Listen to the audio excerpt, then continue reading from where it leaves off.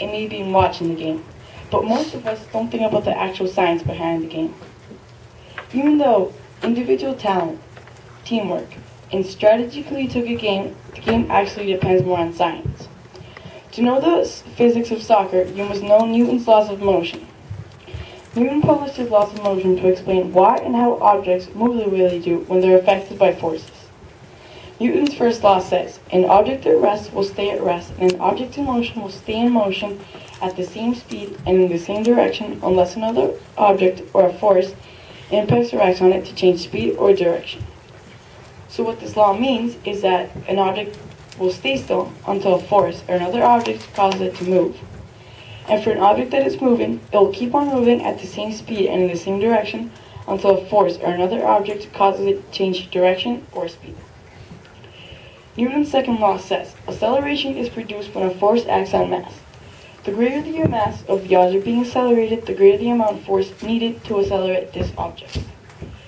Acceleration is how much the rate of velocity changes over time.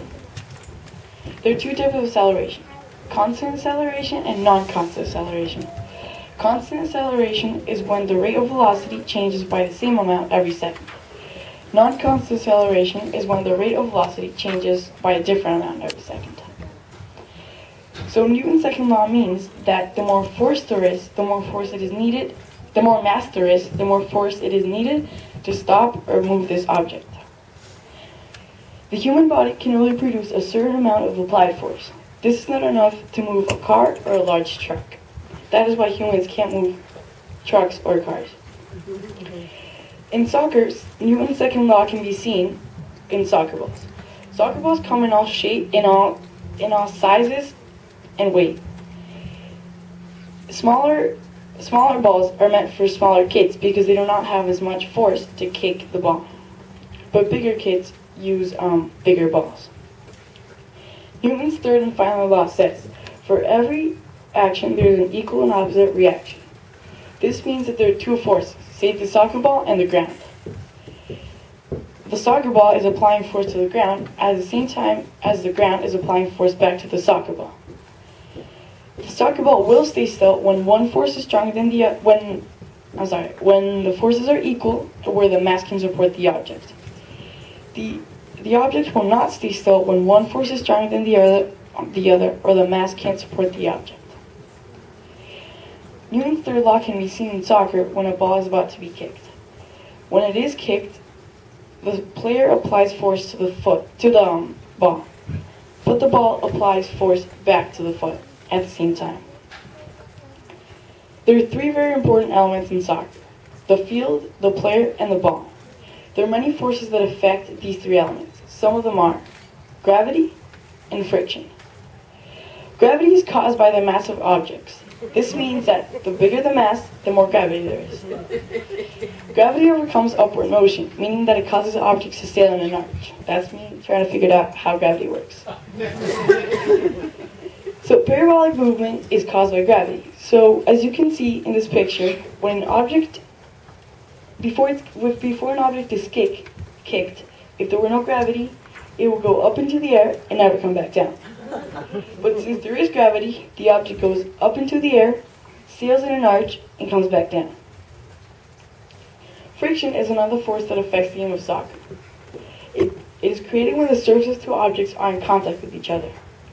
Friction slows down objects, such as soccer balls, and it also gives players footing. This means that friction is good for the player, but bad for the soccer ball. Some surfaces, such as ice and sometimes grass, can have less friction. That is why soccer players wear cleats with studs on the bottom. Sometimes, when the ball is in the air, it moves to one side or the other unexpectedly. This is known as curving. Curving can be explained by one simple principle called the Magnus effect. The Magnus effect was discovered in 1852 by Gustav Magnus. The Magnus effect explains that when an object is spinning in the air, it creates a layer of air around itself. On the top of the ball, the air is flowing in the same direction as the ball is spinning. But on the bottom of the ball, the air collides with the ball and eventually stops. The air that is close to the ball, on the top of the ball, sticks to the ball and gets carried almost around the ball again. The air that is on the bottom of the ball gets flicked away by the ball, but due to Newton's third law of motion, the air exerts an equal amount of force back into the soccer ball, causing the soccer ball to go in the opposite direction. Now, we will move on to how the ball went from being leather to being thermally bonded and having 8 panels. So at first, soccer balls were not very round. They were hard to kick and could cause them injuries when heading. Yeah, they were pretty hard to head. But it all changed in 1970s when FIFA decided that every single soccer ball made must have the shape of a truncated icosahedron. A truncated icosahedron has 32 faces and 60 vertices. It is also known as the buckyball. It was chosen by FIFA because it had the best aerodynamics. The truncated icosahedron really looks like a 32-panel ball. It all changed again with thermally bonded balls. Thermally bonded balls had no stitches and no seams, which created drag and slowed down the ball. They were machine pressed, rounder than the 32-panel ball, and were almost waterproof. Thermally bonded balls started in 2006 when Adidas made the Team Geist for the 2006 World Cup. They continued in 2010 when Adidas made the Jabulani. The Team Geist consisted of 14 thermally bonded panels.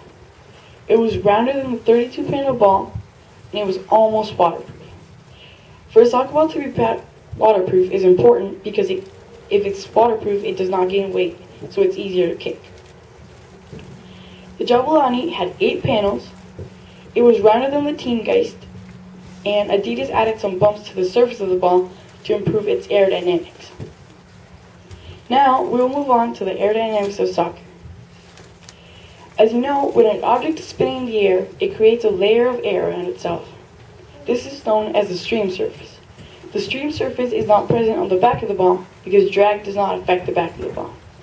Drag is a force that slows down objects in the air. It is also known as air resistance or fluid resistance. There is a certain point on the back of the ball where the stream surface separates from the ball. They become turbulent wakes. This is caused by drag. Turbulent wakes slow down the ball, but a ball that is not spinning as much and that has better aerodynamics has less turbulent wakes. Now we will move on to the anatomy of soccer and the physical demands of players. Anybody who has watched a soccer game has seen how players run up and down the field. In fact, male professional soccer players run 6 to 8.5 miles per game. Female professional players run 5 to 6 miles per game. The distances covered may vary on age, game length, and field size. From anatomy's point of view, the body works as a machine that needs fuel to produce energy. Eating healthy and having a healthy diet and staying hydrated, plus training and exercising regularly, is a fuel that muscles need to produce energy. Now, we will move on to the muscles that help you play the game. Some muscles that help you play the game are the quadriceps, the hamstrings, the calf muscles, and the tendon is the Achilles tendon. The quadriceps are made up of 4 smaller muscles: the rectus femoris, the vastus lateralis, the vastus medialis, and the vastus intermedius. The quadriceps just straighten the lower leg and they reduce impact when you're landing. The hamstrings are made up of 3 smaller muscles: the biceps femoris, the semitendinosus, and the semimembranosus. The hamstrings only just flex the lower leg. The calf muscles are made up of 3 smaller muscles: the gastrocnemius, the tibialis anterior, and the soleus. The calf muscles help contract and extend the foot when walking, jumping, and kicking the ball. The Achilles tendon is one of the many tendons that help you play. The Achilles tendon stretches from the gastrocnemius to the calcaneus. It holds up 3 to 7 times your body weight when walking, running, and jumping, and it also helps extend and contract the foot.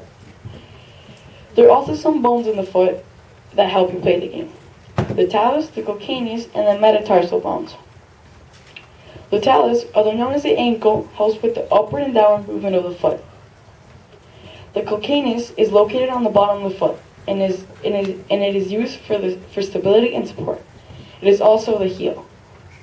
The metatarsal bones connect to the toes, and they're used for balance and stability. They also help push out the ground when running and jumping. To conclude, kicks and shots are affected by physics laws and principles. Due to this, soccer balls follow specific requirements in shape, size, and weight. Muscles, joints, and bones work together to kick, walk, and jump during the game. For those of you who follow the Champions League, you guys saw last week's drama when Real Madrid and Barcelona got knocked out of the Champions League. Well, many people wonder why Cristiano Ronaldo and Messi missed their penalty. This is my theory.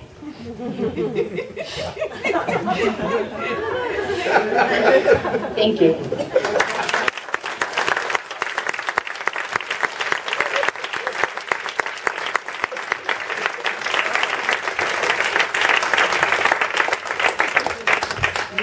Are there any questions? Lainey? Now that you know a little bit more about the physics of soccer and kind of the muscles behind the movements that you're making, do you play the game differently?